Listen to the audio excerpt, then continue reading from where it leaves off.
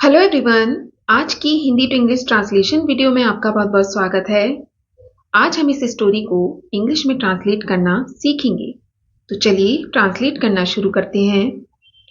एक जंगल में एक गाय घास खा रही थी। ये सेंटेंस पास्ट कंटिन्यूअस में है। पास्ट कंटिन्यूअस में अफर्मेटिव सेंटेंस को ट्रांसलेट करने का स्ट्रक्चर होता है subject plus was of verb plus verb first form plus ING plus object. एक गाय, a cow. A cow was. यहां पर हमारा सब्जेक्ट सिंगुलर में है, इसलिए हेल्पिंग वर्ब वॉज का यूज किया है। एक गाय खा रही थी। खाने की इंग्लिश होती है ईट, आईएनजी लगा देंगे, ईटिंग। क्या खा रही थी? घास, ग्रास। कहां पर? एक जंगल में, इन अ फॉरेस्ट। एक जंगल में एक गाय घास खा रही थी। अ cow was eating grass in a forest. अचानक उसे महसूस हुआ कि एक शेर उस पर घात लगाए बैठा है। ये सेंटेंस इनडायरेक्ट वॉइस में है। इनडायरेक्ट वॉइस में रिपोर्टेड स्पीच को रिपोर्टेड वर्ब के अकॉर्डिंग चेंज कर लेते हैं। अचानक, सडनली, उसे महसूस हुआ। किसे? गाय को। गाय के लिए हम इट और शी दोनों का यूज कर सकते हैं। सडनली शी, उसे महसूस हुआ। महसूस होने की इंग्लिश होती है रियलाइज। सेकेंड फॉर्म लगाएंगे, रियलाइज्ड। उसे महसूस हुआ कि दैट, एक शेर उस पर घात लगाए बैठा है। ये सेंटेंस प्रेजेंट कंटिन्यूअस में है, लेकिन इस सेंटेंस में हमारा रिपोर्टेड वर्ब पास्ट में है, इसलिए इस सेंटेंस को हम पास्ट कंटिन्यूअस में ट्रांसलेट करेंगे। She realise that a lion, एक शेर घात लगाए बैठा है।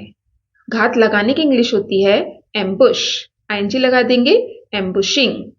She realise that a lion was ambushing. किस पर घात लगाए बैठा है? उस पर, ambushing her. A cow was eating grass in a forest. Suddenly, डर से गाय भागी और एक तालाब में घुस गई। पास्ट इंडेफिनिट है। डर से। Out of fear, fear means डर। आउट ऑफ फियर, डर से गाय भागी। द काउ रैन। भागने की इंग्लिश होती है रन, रन की सेकंड फॉर्म लगाएंगे, रैन। द काउ रैन, गाय भागी और घुस गई। घुसने या प्रवेश करने की इंग्लिश होती है एंटर, सेकंड फॉर्म लगाएंगे, एंटर्ड। कहां घुस गई? एक तालाब में। आ पॉन्ड, पॉन्ड मीन्स तालाब। Out of fear the cow ran and entered a pond. शेर ने भी उसका पीछा किया। शेर ने भी। द लायन ऑल्सो, पीछा करने की इंग्लिश होती है चेज, सेकेंड फॉर्म लगाएंगे, चेस्ड। किसका पीछा किया? उसका, मतलब गाय का। The lion also chased her. Out of fear the cow ran and entered a pond. The lion also chased her. तालाब में पानी कम और कीचड़ ज्यादा थी, इसलिए गाय और शेर दोनों कीचड़ में फंस गए। तालाब में, द पॉन्ड हैड, तालाब में पानी कम था। The pond had little water, little water कम पानी। The pond had little water, तालाब में पानी कम था और कीचड़ ज्यादा थी। एंड मोर, मोर मीन्स ज्यादा, मड, मड मीन्स कीचड़। The pond had little water and more mud, इसलिए, सो, गाय और शेर दोनों, both the cow and the lion, इसलिए गाय और शेर दोनों फंस गए। फंसने की इंग्लिश होती है गेट स्टक, सेकेंड फॉर्म लगाएंगे, got stuck. So both the cow and the lion got stuck. गाय और शेर दोनों फंस गए। कहां पर फंस गए? कीचड़ में। In the mud. वे हिल भी नहीं पा रहे थे। कौन नहीं हिल पा रहे थे? गाय और शेर दोनों। दे कुड नॉट। वे हिल भी नहीं पा रहे थे। They could not even move. Even move, हिल भी नहीं पाना। They could not even move, वे हिल भी नहीं पा रहे थे। The pond had little water and more mud, so both the cow and the lion got stuck in the mud. They could not even move. गाय ने शेर से पूछा, क्या तुम्हारा कोई मालिक है? यहां पर रिपोर्टेड स्पीच इन्वर्टेड कॉमास में है। इसका मतलब ये डायरेक्ट स्पीच है। डायरेक्ट स्पीच में रिपोर्टेड वर्ब के अकॉर्डिंग रिपोर्टेड स्पीच को चेंज नहीं करते, बल्कि रिपोर्टेड स्पीच जिस भी टेंस में होती है उसे उसी के अकॉर्डिंग ट्रांसलेट करते हैं। गाय ने शेर से पूछा, द काउ।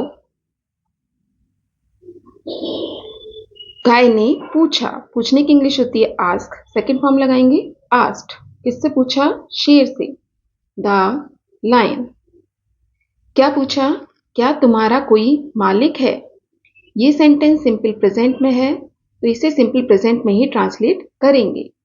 क्या तुम्हारा कोई मालिक है? Do you have. Do you have. क्या तुम्हारा कोई मालिक है? Do you have an owner. Owner means मालिक। The cow asked the lion, do you have an owner. शेर ने कहा, मैं जंगल का राजा हूं, मेरा कोई मालिक नहीं है। शेर ने कहा। The lion said. शेर ने कहा, मैं जंगल का राजा हूं। I am the king. मैं राजा हूं। कहां का राजा हूं? जंगल का। ऑफ द जंगल या forest. I am the king of the jungle. मेरा कोई मालिक नहीं है। I have no owner. Owner means मालिक। The lion said, I am the king of the jungle. I have no honor. The cow asked the lion, do you have an honor? The lion said, I am the king of the jungle. I have no honor. गाय बोली, जब शेर ने कहा मेरा कोई मालिक नहीं है, तो गाय ने शेर से कहा, फिर तुम्हारा बचना मुश्किल है।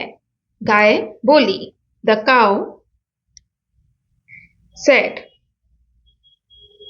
क्या बोली? फिर। then तुम्हारा बचना, your survival। your survival। survival means बचना। तुम्हारा बचना मुश्किल है। your survival is difficult। difficult means मुश्किल। the cow said, then your survival is difficult। your survival is difficult की जगह हम लिख सकते हैं it is difficult for you to survive। एक ही बात है। शेर ने कहा, लेकिन तुम भी तो मरने वाली हो। शेर ने कहा। The lion said. लेकिन, बट, तुम भी तो मरने वाली हो। You too. तुम भी। टू मीन्स भी। बट यू टू, लेकिन तुम भी तो मरने वाली हो। Are going to die. मरने वाली हो या मरने जा रही हो। Going to die. The lion said, but you too are going to die. गाय ने कहा, मेरा मालिक मुझे ढूंढने आएगा और मुझे बचा लेगा। गाय ने कहा। The cow said. मेरा मालिक आएगा।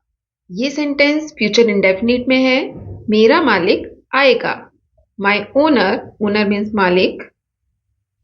Will come. फ्यूचर इंडेफिनिट में विल और शैल के संग हम वर्ब की फर्स्ट फॉर्म का यूज करते हैं। माई ओनर विल कम, मेरा मालिक आएगा। किस लिए आएगा? मुझे ढूंढने। टू फाइंड, फाइंड मीन्स ढूंढना, मी मीन्स मुझे। My owner will come to find me, और मुझे बचा लेगा। And rescue me, rescue means बचाना, मी मीन्स मुझे। The cow said my owner will come to find me and rescue me.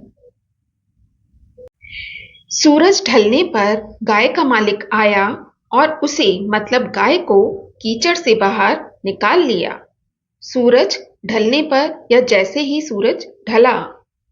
As the sun set, जैसे ही सूरज ढला, गाय का मालिक आया। द काउस ऑनर, गाय का मालिक। काउस ऑनर, काउ के आगे एपोस्ट्रोफी एस लगा है जिसका मतलब होता है का की के। द काउस ऑनर, गाय का मालिक आया। ये सेंटेंस पास्ट इंडेफिनिट में है, वर्ब की सेकंड फॉर्म का यूज करेंगे। द काउस ऑनर केम, और बाहर निकाल लिया। बाहर निकालने या बाहर खींचने की इंग्लिश होती है पुल आउट। सेकंड फॉर्म लगाएंगे, पुल्ड हर आउट, और उसे बाहर निकाल लिया। किससे? कीचड़ से। Of the mud. As the sunset the cow's owner came and pulled her out of the mud. लेकिन शेर वहीं फंसा रह गया। गाय के मालिक ने तो गाय को कीचड़ में से निकाल लिया, लेकिन शेर वहीं फंसा रह गया। लेकिन बट शेर, द लाइन, शेर वहीं फंसा रह गया। The lion remained stuck. Remain means रह गया, स्टक मीन्स फंसा हुआ। But the lion remained stuck, लेकिन शेर वहीं फंसा रह गया, क्योंकि गाय का मालिक कोई जोखिम उठाना नहीं चाहता था। ये सेंटेंस पास्ट इंडेफिनिट का नेगेटिव सेंटेंस है। डिड नॉट प्लस वर्ब की फर्स्ट फॉर्म का यूज करके बनाएंगे, क्योंकि, बिकॉज। गाय का मालिक, the cow's owner, the cow's owner, गाय का मालिक कोई जोखिम उठाना नहीं चाहता था। डिड नॉट वॉन्ट, क्योंकि गाय का मालिक नहीं चाहता था। क्या नहीं चाहता था? उठाना या लेना, टू टेक। क्या लेना नहीं चाहता था? कोई जोखिम। जोखिम मतलब risk. Because the cow's owner did not want to take any risk, क्योंकि गाय का मालिक कोई जोखिम उठाना नहीं चाहता था। इस तरह गाय की जान बच गई। इस तरह, इन दिस वे। इस तरह या इस प्रकार से गाय की जान बच गई। द काउज लाइफ, गाय की जान बच गई, वॉज